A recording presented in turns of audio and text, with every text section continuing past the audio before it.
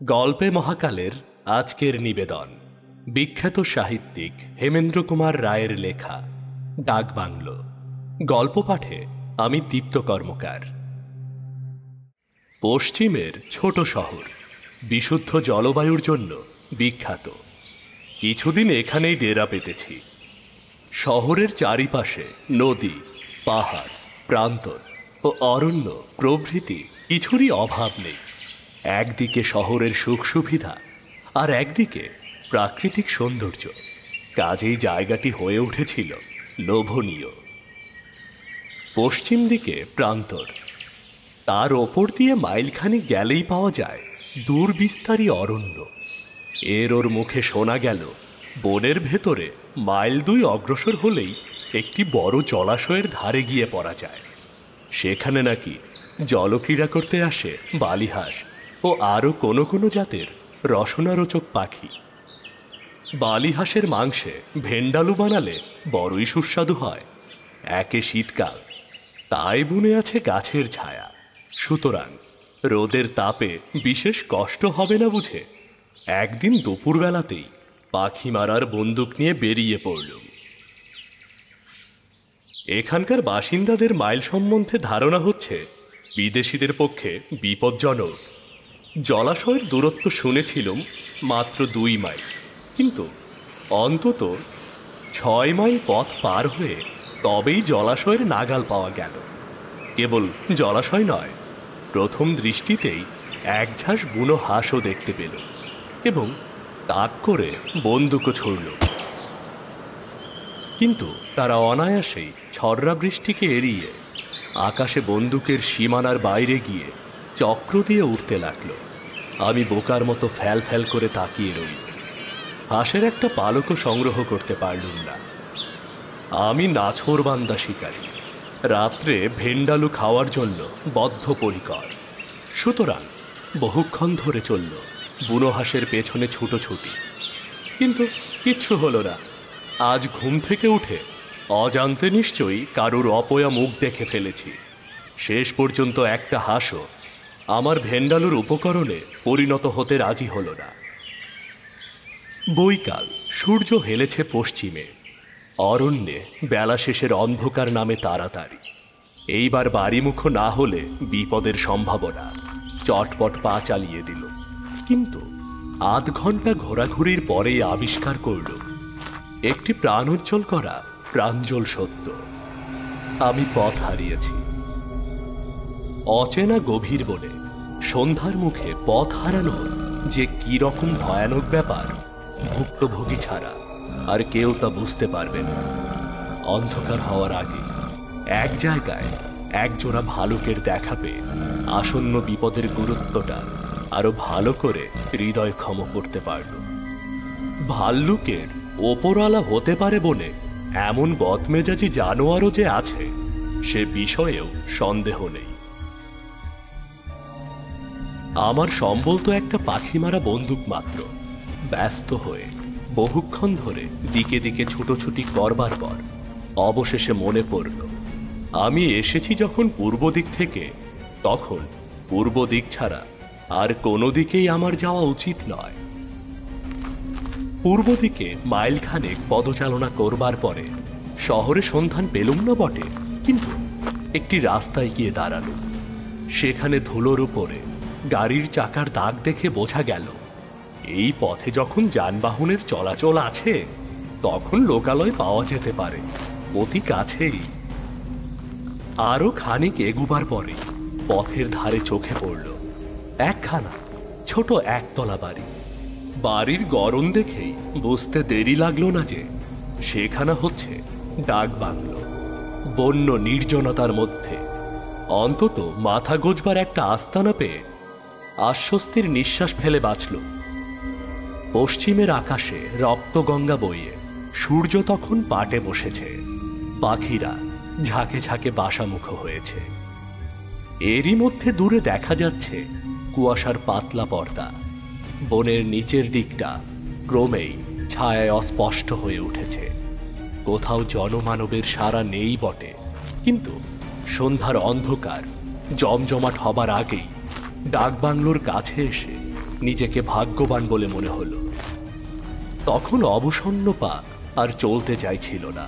ক্ষুধা, তৃষ্ণায় শরীর কাতর, কাপড় চোপড় কাটা জঙ্গলে ছিন্ন ভিন্ন, দেহের নানা জায়গায় ক্ষত বিক্ষত, এবং পিঠের বন্দুকটাকে মনে হচ্ছিল 3 গুণ ভারী। আপাতত বাংলোয় আশ্রয় নেওয়া ছাড়া আর কোনো উপায় নেই। পায়ে পায়ে বাংলোর দিকে এগুতে এগুতে দেখল বারান্দার রেলিং ধরে স্থিরভাবে দাঁড়িয়ে আছে খানসামার উর্দি পরা একটা মূর্তি। নিশ্চয় বাংলোর জিম্মাদার। আরো কাছে এসে মূর্তিটাকে ভালো করে দেখবার সুযোগ পেল। লোকটা তাল বুড়ো, বয়স ঠিক মতো ধরবার উপায় নেই। 80ও হতে পারে, 90ও হওয়া অসম্ভব নয়। মুখের চামড়ায় ভাঁজের পর ভাঁজ, গলার কাছে মাংস ঝলঝল করছে এবং গায়ের ত্বকও চুপসে কুকড়ে গিয়েছে। দেহখানা ছিল পরানো ধনুকের মতো বাঁকা। হেঁট হয়ে নিজের মনেই যেন বিড়বিড় করে বকছিল, বয়স হলো কিন্তু কিছু হলো না, কি করা যায়? আমি কাছে দাঁড়িয়ে বলল, ওহে বাপু, তুমি কি এখানকার খানসামা নাকি? সে কোনো জবাব দিল না। 2 হাতে বারান্দায় ভর দিয়ে নিজের বাঁকা দেহখানা সোজা করে তুলে আমার মুখের ওপরে দৃষ্টিপাত করল। আমি চমকে উঠল। কোনো থুথুরো বুড়োর চোখেই আমি এমন তেজি ও তীব্র দৃষ্টি দেখিনি।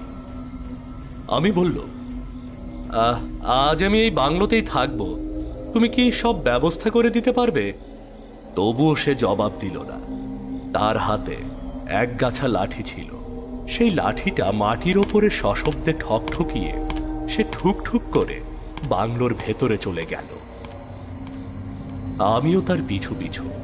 তারপর সে ঠকাং করে একটা ঘরের শেকল খুলে দিয়ে বিনা বাক্য ব্যয়ে সরে পড়ল চোখের আড়ালে। ভাবলুম, লোকটা বোবা নাকি? আরো একটা ব্যাপারও লক্ষ্য করল। লোকটার জামা কাপড় ভিজে সব সব করছে। এখানকার এই পাহাড়ে শীতের শেষ বেলার বুড়ো স্নান করেছে, কিন্তু উর্দি পরে কেউ কি স্নান করে? তবে কি দৈব গতিতে বুড়োর উর্দি ভিজে গিয়েছে? সেই জন্যেই দারুণ শীতে সে কথা বলতে পারছিল না। কিন্তু তার হাবে ভাবে শীতকাতরতার কোনো লক্ষণই তো দেখলুম না। আশ্চর্য! একটা ঘরের ভেতর গিয়ে দাঁড়ালো। সে ঘর ব্যবহারের অযোগ্য। অন্তত মাসাধিককালের সঞ্চিত ধুলো ঘরের আসবাবপত্রের ওপরে ও মেঝের ওপরে পুরু হয়ে জমে আছে। জানি এই সব বন্য ডাক বাংলোয় অতিথিদের জনতা ভেঙে পড়ে না, কিন্তু সরকার মাহিনা দিয়ে খানসামা পুষেছেন কেন? ক্রুদ্ধস্বরে ডাকল, খানসামা, খানসামা, ও খানসামা, খানসামা। 5-7 বার ডাকাডাকির পরেও কোনো জবাব পাওয়া গেল না। আমার সব বন্দোবস্ত করবার জন্যে পুরো নিশ্চয়ই বাইরে বেরিয়ে পড়েছে, কিন্তু মনে হলো কোথায়? কে যেন মাটির ওপরে লাঠি ঠকঠকিয়ে বেরিয়ে বেড়াচ্ছে। হয়তো বাংলোর ভেতরে আর কোনো ষষ্ঠীধারী লোকও আছে, কিংবা খানসামাটা হয়তো কেবল বোবা নয়, কানেও শোনে না।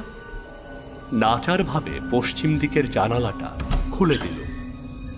আলোক সম্রাট সূর্যদেব অবসর গ্রহণ করেছেন বটে, কিন্তু বনবাসী জীবদের কাছে জ্যোৎস্নার আশীর্বাদ বর্ষণ করবার জন্যে প্রতিপদের চাঁদ একটু পরেই আত্মপ্রকাশ করবে।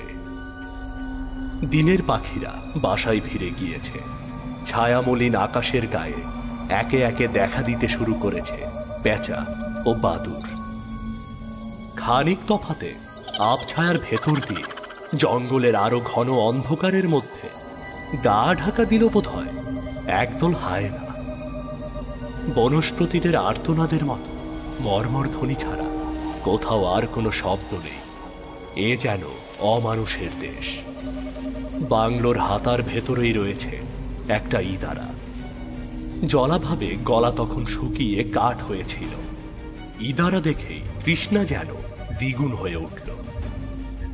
অনুপস্থিত খানসামার মুখাপেক্ষা না করে নিজের ঘর থেকে বেরিয়ে সাগ্রহে ছুটে গেল ইদারার কাছে। ইদারার পাশেই ছিল দড়ি বাঁধা বালতি। বালতিটা তুলে নিয়ে ইদারার গহ্বরে দৃষ্টিপাত করল এবং সঙ্গে সঙ্গে দারুণ আতঙ্কে বিদ্যুৎ স্তম্ভিতের মতো দাঁড়িয়ে পড়ল। কোথাও কেউ নেই। নিজের দেহের কোনো জায়গাতেও কারোর স্পর্শ অনুভব করলুম না, কিন্তু চুম্বক যেমন অদৃশ্য আকর্ষণে লোহাকে টেনে নেয়, ঠিক সেইভাবে কোনো অদৃশ্য শক্তি যেন আমাকে হঠাৎ ইদারার ভেতরে সজোরে টেনে নেওয়ার চেষ্টা করল। হতভম্বের মতো চারিদিকে ফিরে ফিরে তাকাতে লাগলো। না, সামনে পেছনে বায়ে ডাইনে কেউ কোথাও নেই। তবে আমার মনের ভ্রম। আবার ইদারার ভেতরে উকি মারল এবং আবার সেই অসম্ভব ভয়াবহ আকর্ষণ। এবারে রীতিমতো জোর করে সেই অদৃশ্য শক্তির আকর্ষণ থেকে নিজেকে ছিনিয়ে নিতে হলো। সারাদিন রোদে রোদে ঘুরে ঘুরে আমার মাথা কি বিগড়ে গেছে? আমি কি পাগল হয়ে যাচ্ছি নাকি? আর ইদারার কাছে দাঁড়াতে ভরসা হলো না। তৃষ্ণার কথা ভুলে দ্রুত পদে সোজা বাংলোর ভেতরে ফিরে এলো। মনের ভুলে কে পাতালে প্রবেশ করতে চায়? বাহিরটা ঝাপসা হয়ে এসেছে, ঘরের ভেতরে ঘন হয়ে উঠেছে অন্ধকার। কি মুশকিল, এখনো বুড়োর দেখা নেই। আর যে আলো না জ্বাললে চলে না। আচমকা বাহির থেকে একটা কুকুর তার স্বরে চিৎকার করে উঠল। সে যে কি বীভৎস চিৎকার, ভাষায় তা বোঝানো যাবে না। জানালার কাছে গিয়ে দেখি ইদারার উঁচু পাড়ের ওপরে একটা কুকুরের অস্পষ্ট মূর্তি। আকাশের দিকে মুখ তুলে সে এমন একটানা আর্তনাদ করছিল যে কেঁপে কেঁপে উঠছিল যেন চারিদিক। সেই বিশ্রী ক্রন্দনের অপার্থিবতায় আমার বুকটা কি এক অমঙ্গলের আশঙ্কায় ছ্যাঁত ছ্যাঁত করতে লাগলো। এমন সময়ে দরাম করে ঘরের দরজাটা বন্ধ হয়ে গেল। ছুটে গিয়ে দরজা ধরে অনেক টানাটানি করলুম, কিন্তু কিছুতেই খুলতে পারলুম না। মহাক্রুদ্ধ হয়ে চিৎকার করে বললুম, কে দরজা বন্ধ করেছ? শিগগির দরজা খুলে দাও। আমার সঙ্গে চালাকি করো না, আমার কাছে কিন্তু বন্দুক আছে। কিন্তু দরজা খুলল না। আচম্বিতে ঘরের ভেতরে যেন তুষার বৃষ্টি শুরু হলো। হারে হারে জাগলো কাঁপুনি। এসব কি? আজ কি এখানে সম্ভব ও অসম্ভবের ব্যবধান ঘুচে গিয়েছে? এইবারে ভয় যে পেলুম তা অস্বীকার করতে পারবো না। ঘর তখন অন্ধকার, একটুখানি আলোর আভাস ছিল কেবল জানালার কাছে।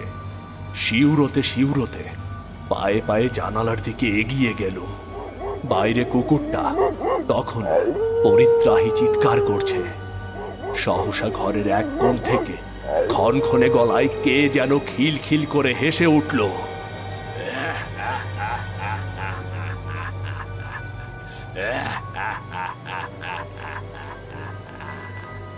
তারপরেই শুনলুম মাটির ওপরে লাঠি ঠক ঠকিয়ে কে যেন এগিয়ে আসছে আমারই দিকে। ভাগ্যে বাংলোর জানালা ছিল গরাধীন। মারলুম আমি বাইরে লাফ। সঙ্গে সঙ্গে ইদারার পাড়ের ওপর থেকে কুকুরের ঝাপসা মূর্তিটা নিচের দিকে ঝাঁপিয়ে পড়ে আমার দিকে আসতে লাগলো। তার দুই চক্ষুতে জ্বলছে দুটো আগুনের গুলি এবং তার কণ্ঠে যাচ্ছে তেমনি ক্ষুধিত আত্মচিৎকার। দিক বিদিক জ্ঞান হারিয়ে বনপথের ওপর দিয়ে আমি প্রাণপণে ছুটতে লাগলাম। পরে শহরের এক পশ্চিমা বিশেষজ্ঞের মুখে শোনা গেল, মাস কয়েক আগে ওই ডাকবাংলোর খানসামা দৈব দুর্বিপাকে ইদারার জলে পড়ে যায় এবং সঙ্গে সঙ্গে তার প্রভুভক্ত কুকুরটাও জলে লাফ দেয়। তাদের কেউ বাঁচেনি। সেই থেকে ওই ডাকবাংলোর বদনাম হয়েছে। ওখানে ভয়ে আর কেউ বাস করে না। কিন্তু এসব হচ্ছে বাজে কথা। আমার বিশ্বাস ডাকবাংলোর খানসামাটা উন্মাদগ্রস্ত এবং ইদারার অদৃশ্য আকর্ষণ, ঘরের ভেতরে তুষার বৃষ্টি ও কুকুরের চোখের আগুন, এসব হচ্ছে আমার ক্ষুধার্ত, তৃষ্ণা কাতর এবং রৌদ্র ও পথভ্রমে শ্রান্ত দেহের জন্যে মনোবিকারের প্রতিক্রিয়া মাত্র। তবে আমার ধারণাটা সত্য কিনা পরীক্ষা করবার জন্যে আর কোনোদিন ঘটনাস্থলে যাওয়া হয়নি বটে আমার। আমাদের আজকের গল্পটি কেমন লাগলো তা জানিয়ে দিন কমেন্ট করে। আপনারা শুনলেন প্রখ্যাত সাহিত্যিক হেমেন্দ্র কুমার রায়ের লেখা ডাকবাংলো। গল্প পাঠে ছিলাম আমি দীপ্ত কর্মকার।